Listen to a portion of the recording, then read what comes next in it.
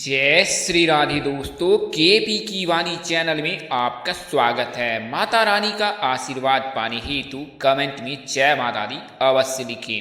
वहीं अगर आप महाकाल के भक्त हैं तो कमेंट में हर हर महादेव अवश्य लिखें। यकीन जानिए माता रानी संग महादेव की कृपा आप पर और आपके पूरे परिवार पर अवश्य बरसेंगी और आप सपरिवार स्वस्थ एवं सुखी रहेंगे। दोस्तों, आज के वीडियो में आपको 20 नवंबर की रात्रि को जिन 4 नामों की विवाह के योग बन रहे हैं उसकी जानकारी मैं देने जा रहा हूं।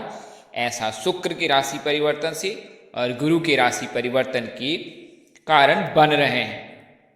उससे पहले मैं आपको विवाह में आ रही बाधा को कैसे दूर किया जाए उसकी जानकारी देता हूं। इन उपायों को अगर आप करते हैं तो यकीन जानिए विवाह में जो भी बाधाएं आ रही हैं वह स्वतः ही दूर हो जाएंगी।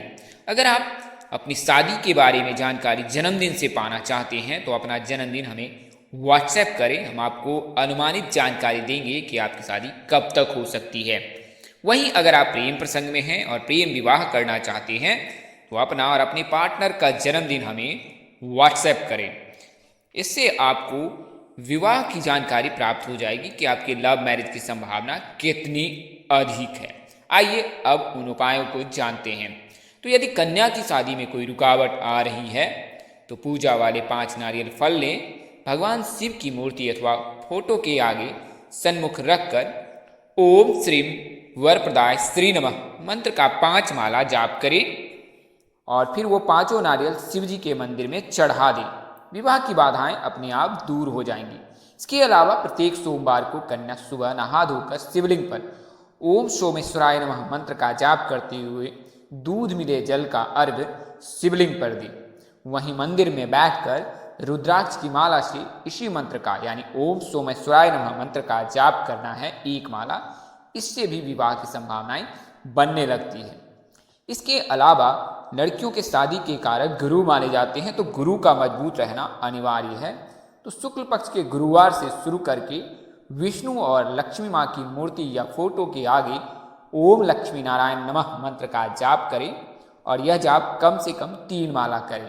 इसे शुक्ल पक्ष के गुरुवार के दिन ही शुरू करें। 3 महीने तक हर गुरुवार को मंदिर में प्रसाद चढ़ाएं और विवाह की सफलता हेतु भगवान श्री हरि विष्णु से प्रार्थना करें, तो इससे भी योग बनने लगते हैं। वहीं आपको बता दें कि अगर सूर्य, शनि, राहु, केतु, मंगल के चलते विवाह में देर आ रही है तो क्या करें।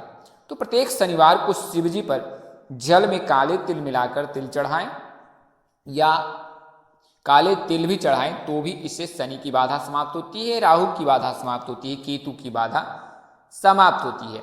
शनिवार को बहते पानी में नारियल बहाने से भी राहु की बाधा समाप्त होती है। तांबे का 1 चौका टुकड़ा जमीन में दबाने से सूर्य की बाधा स्वतः समाप्त हो जाती है और से विवाह के योग बनने लगते हैं। अगर कुंडली में सूर्य की वजह से विवाह में बाधा आ रही है तो प्रतिदिन ब्रह्म मुहूर्त में सूर्य को जल का अर्घ्य दें और ओम सूर्याय नमः मंत्र का जाप करें। याद रखें कि सूर्य को जो है जल का अर्घ्य देते समय जल में लाल रंग अवश्य मिलाएं। अगर मंगल के कारण विवाह में देर हो रही है तो चांदी का चौकोर टुकड़ा अपने पास सदैव रखें और इससे जो है विवाह के योग बनने लगते हैं। बात करें लड़कियों के शादी के कारक गुरु माने जाते हैं, तो गुरुवार का व्रत करना अनिवार्य होता है। अगर आप गुरुवार का व्रत रखते हैं तो विवाह के योग बनने लगते हैं। तो गुरुवार को बृहस्पति देव को प्रसन्न करने के लिए पीले रंग की वस्तुएं अवश्य चढ़ानी चाहिए। पीले रंग की वस्तुएं जैसे हल्दी, पीला फल, पीले रंग के वस्त्र, पीले फूल, केला, चने की दाल आदि वस्तुएं आप गुरु ग्रह को चढ़ा सकती हैं। विवाह की इच्छा रखने वाले युवाओं या खासकर लड़कियों को गुरुवार के दिन व्रत अवश्य रखना चाहिए। इस व्रत में खाने में पीले रंग की खाना ही खाना चाहिए, जैसे चने की दाल, पीले फल, केले आदि। हालांकि अगर गुरु कमजोर है तो पीले चीजों का सेवन कम से कम करें। इस दिन व्रत करने वाले को पीले रंग के वस्त्र ही पहनने चाहिए। इस व्रत के कई कठोर नियम भी हैं, किंतु आप दिन में 1 बार जल और 1 बार फल ग्रहण कर सकती हैं। ओम ग्राम ग्रीम ग्राम सह मंत्र का 5 माला जाप आप गुरुवार के दिन अवश्य करें। इसके अलावा कई अन्य मंत्र भी हैं, उनका जाप करने से भी योग बनने लगते हैं। तो आप उन मंत्रों को अपने व्हाट्सएप पर मंगा सकते हैं मैसेज के जरिए। वहीं शिव जी और माँ पार्वती की पूजा भक्तिभाव से करें। उन्हें कच्चा दूध, बेलपत्र, अक्षत, कुमकुम आदि अवश्य चढ़ाएं।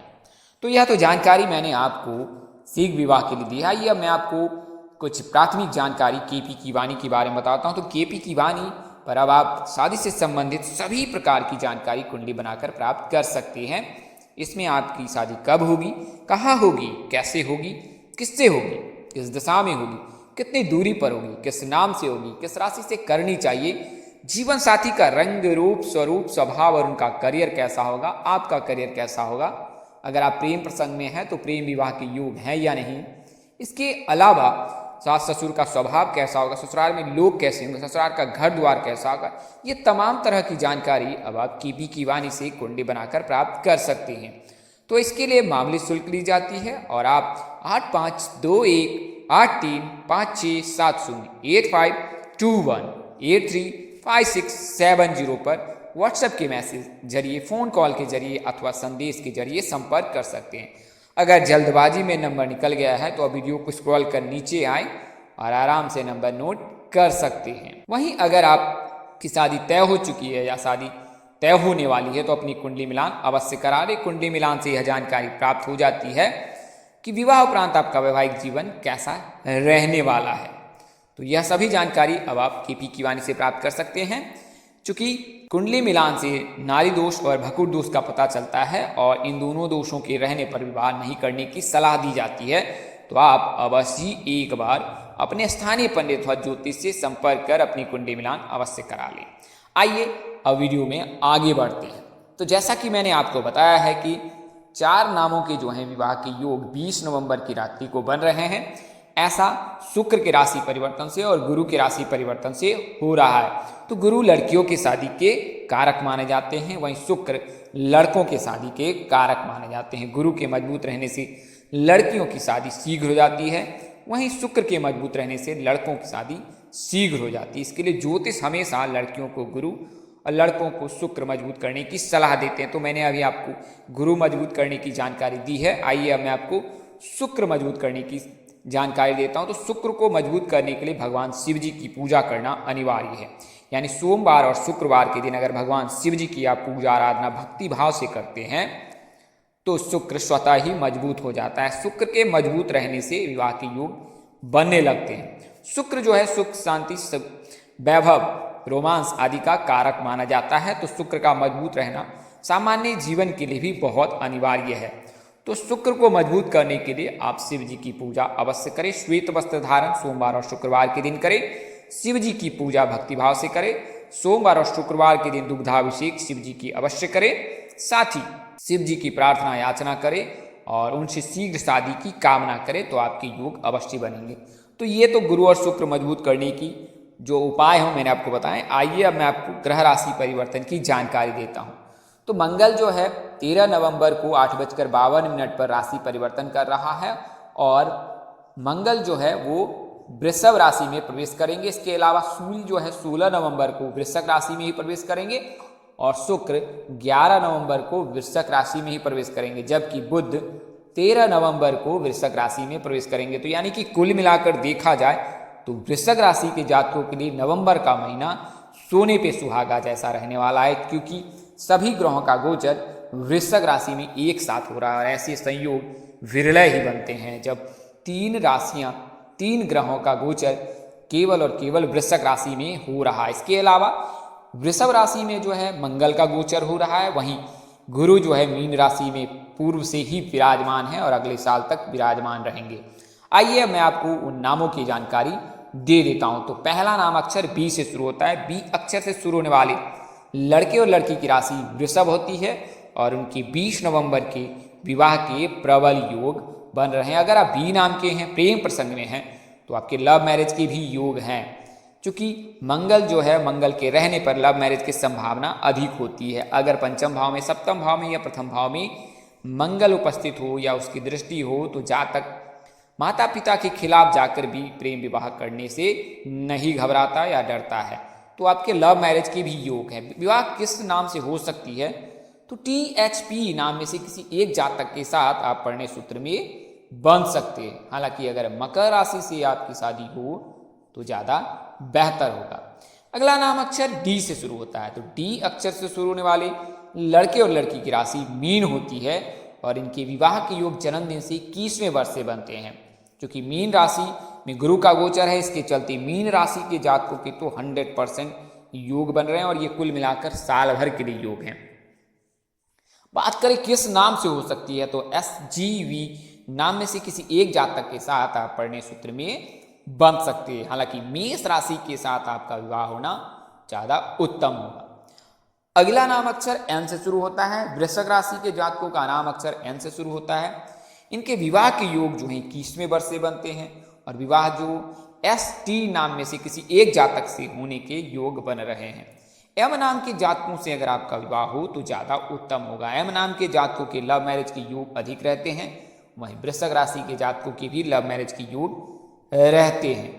अगला और अंतिम नाम अक्षर Y से शुरू होता है। Y अक्षर से शुरू होने वाले लड़के और लड़की की राशि भी वृश्चिक ही होती है और इनके विवाह के योग 21वें वर्ष से बनते हैं जन्मदिन से। चूंकि नवंबर महीने में कई ग्रहों का गोचर केवल और केवल वृश्चिक राशि में बन रहे हैं, तो इस वजह से इस नाम के जातकों के तो 100 से 1000% योग है। कह सकते हैं कि कोई रोकने वाला नहीं है। नवंबर महीने में विवाह जो है UTA इनमें से किसी एक जातक से होने के प्रबल योग बन रहे हैं। तो मैंने आपको उन 4 नामों की जानकारी दी है जिनके विवाह के योग 20 नवंबर के दिन ग्रहों के राशि परिवर्तन के आधार पर बन रहे हैं। इस तरह की अन्य वीडियो देखने के लिए हमारे चैनल के डैशबोर्ड पर प्लेलिस्ट पर जाएं और अपनी राशि अनुसार वीडियो अवश्य देखें। यह जानकारी आपको विभिन्न ज्योतिषों के अध्ययनों से ग्रह राशि परिवर्तनों और धार्मिक ग्रंथों के अध्ययन के बाद दी है। इसमें मामूली बदलाव संभव है। अगर आप इसको मानते हैं, अपनाते अथवा उपयोग करते तो इससे पहले अपने नजदीक के किसी प्रकांड पंडित अथवा ज्योतिष से अवश्य संपर्क कर ले और अपनी कुंडली दिखाकर सत्य और सही जानकारी ज्ञात कर ले कुंडली ग्रह दशा से। अगर आपके चैनल के कार्यक्रम पसंद आए हैं, चैनल पर आप नए हैं, चैनल को सब्सक्राइब करना बिल्कुल ना भूलें, साथ ही बेल आइकन को प्रेस करना ना भूलें। माता रानी की कृपा से आपके चेहरे पर हमेशा मुस्कान बनी रहे। आप सब परिवार स्वस्थ एवं सुखी रहें। आप सभी के प्यार और स्नेह के लिए आप सबको हृदय से धन्यवाद करता हूँ। आप लोग इसी तरह हमारे साथ जुड़े रहें। इन्हीं शुभकामनाओं के साथ आपसे विदा लेता हूँ कि जल्द एक नए वीडियो और एक नई जानकारी लेकर आपके समक्ष हाजिर रहूँगा। तब तक के लिए इस नाचीज दोस्त को इजाज़त दे। नमस्कार, जय श्री राम दोस्तों, जय श्री कृष्णा, जय माता दी, जय वाहिगुरु।